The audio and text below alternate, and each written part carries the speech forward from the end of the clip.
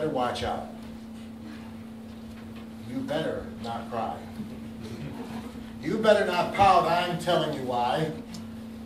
Santa Claus is coming to town. Yeah. What do we teach our kids? This wonderful figure, kind, warm, generous, loving man, based on a real life, warm, loving, wonderful saint, and we turn him into this ogre, something to be feared. And isn't that the way we teach one another about God as well? He's making a list. He's checking it twice. He's going to find out who's naughty or nice. Santa Claus is coming to town. And if that's not enough, he sees you when you're sleeping. He knows when you're awake. He knows if you've been bad or good, so be good, for goodness sake.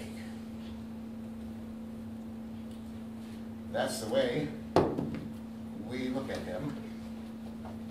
And that's the way the Pharisees were looking at Jesus in today's passage. Not in a good or kindly way, but in a very negative way. Think about that friend of yours. You know the one I'm talking about? The one that has that little quirk, who does that little something all the time, and it drives you out of your mind. You know who I'm talking about, okay? Been doing it all the time. Good guy and all that, but he just does this, and he does it constantly, or she does. And all the time that you spend with that person, instead of treasuring and rejoicing and being together with that person, you spend all your time and all your energy waiting and watching because you know he's going to do it. And you know he's going to get you mad. And finally he does it, and you say, aha! He did it! That lousy, no good user who's a what's it? He did it again! Doesn't he know how much that drives me crazy? Doesn't he know? That's the way they were looking at Jesus. That's the way. Here he comes. That troublemaker. That unorthodox person. He's going to do something that will get us angry. He's going to do something that'll just make us furious. And so they watched and they watched and they waited and they waited, and sure enough, he did it. Didn't disappoint them. What did he do? In order to teach them about the true meaning of the Sabbath, about the true meaning of the Lord's Day, he broke the law. Rosie, no good you know what. He broke the law. Did they see it? Some did. Most didn't. And so they did with him what people have always done from the beginning of time. If you don't like something, if you don't understand something, if you can't deal with something, then get rid of it. Kill it. That's what they did. They put him to death because they couldn't stand where he was trying to take them. Too foreign to them. Too unusual. So they put him to death. We do it too. And we do it every day. Not out of hatred, but we put him to death all the time with our indifference.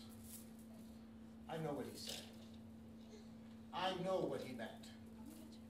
But that's for the holy people. That's for the good people. I can't do that. Can I? That's the way we look at him. That's the way we look at ourselves. That's the way we look at life and trying to deal. Oh, we're his followers. We love him. We know who he is. We know what he is, unlike the Pharisees. But we watch him in pretty much the same way. Because if we really get down to the heart of the matter, if we really decide we're going to listen and be attentive to what it is that he's saying and what it is that he's teaching, we know that he's going to bug us, that he's going to shake us loose from our foundations, that he's going to radically alter the way we look at everything, and we don't want that, do we? I got it all figured out. I got my life where I want it to be, and I'm going to keep living the way I want to live, and please, don't interrupt me. Don't confront me with the truth, because I've got truth enough of my own. Isn't that the way we approach our faith? Isn't that the way we approach our relationship with him? Always waiting, always watching, but watching critically, knowing that the day will come, if we are attentive, that we'll be asked to do something we don't want to do, or to be something we don't want to be. And that's the essence, really, of what he was trying to teach, what he was trying to guide us to. What we don't understand, or don't understand often enough, was that as they were watching him, he was watching them. He was watching them. And in watching their behavior at the banquet, their behavior at all the parties and so forth, watching the way that they looked for the places of honor, watching for the way that they took the best place, he used that as an opportunity to teach them something. Teach them about what life was really like, the kind of humility that he expected of people. No, go to the lowest place. They didn't want to hear it then. We don't want to hear it now. But he's watching us and trying to teach us and guide us in exactly the same way that he watched them and tried to teach them and tried to guide them. No difference between then and now. Not really. He is still the God that we can't figure out. He is still the God that we just can't come to terms with. He's the God that asks too much. Too much. And we don't want to give it, do we? I like where I am now. I like being complacent. I like having everything where I want it to be, where I expect it to be. And that's not enough. That's what he calls us to realize. That's not enough. Faith, belief, really following him means a whole lot more. It means that we're willing and open and willing to let him take us where we'd rather not go, to bring us to places that we don't expect to go to open us up to possibilities that we never imagined possible. That's the essence of Christianity. That's the essence of following him, isn't it? We say he's our God, we say we love him, we say we believe him, but he doesn't matter when you come down to it. He just doesn't matter. And what do we do when we confront the holy people, the good people who do live the way they're supposed to live? Who does he think he is? Mr. Perfect. And what does she think she's doing? Trying to teach me something? I don't think so. And we resort to becoming cafeteria Christians. We grab our little trays and move on down the line. Oh, I like that. Oh, I'll take some of that. Oh, give me more of that. I like that. No, I don't want any of that. I don't want any of that. Following him means it's all or nothing. All or nothing. Either we take what he's presenting to us and embrace it and try and make it a part of our lives, or we don't.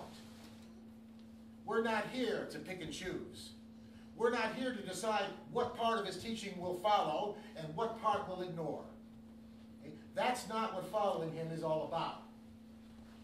Following him is all about looking at all the choices, all the things that he confronts us with every day and saying, okay, I'll do it. I don't understand. It doesn't make sense to me, but I know that's what he wants, and that's what I'll do. That's hard. No one wants to do that. But that's what following him is all about.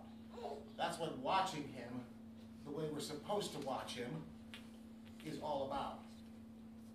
Not looking at him with fear, not looking at him with loathing, not looking at him saying, no, I can't do that, but looking at him, expecting him to take us and to teach us and to guide us and to bring us to where we're supposed to be. That's what we believe in. That's what we say.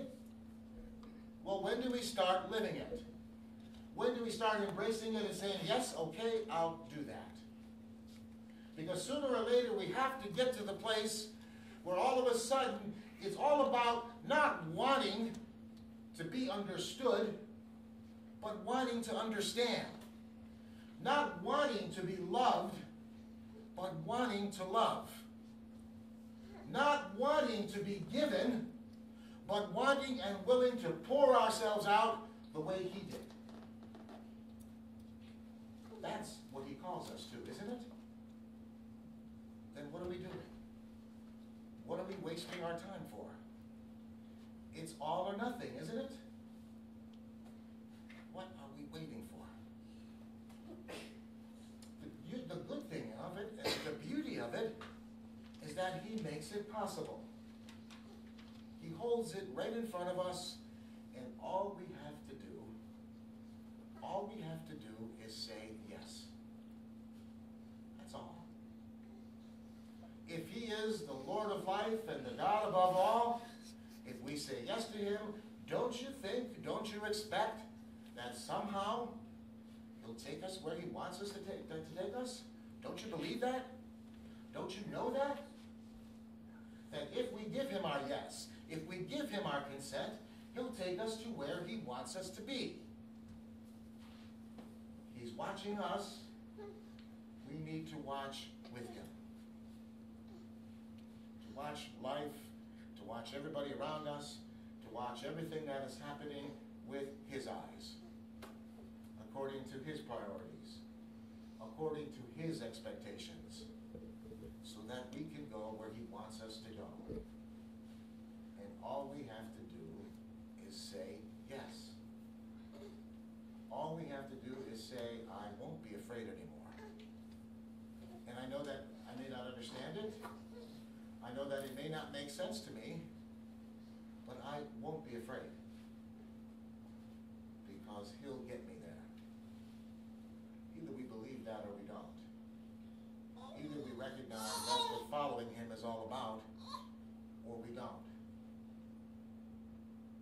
And I by no means can claim to have it right and can claim to have it perfectly. Far from that.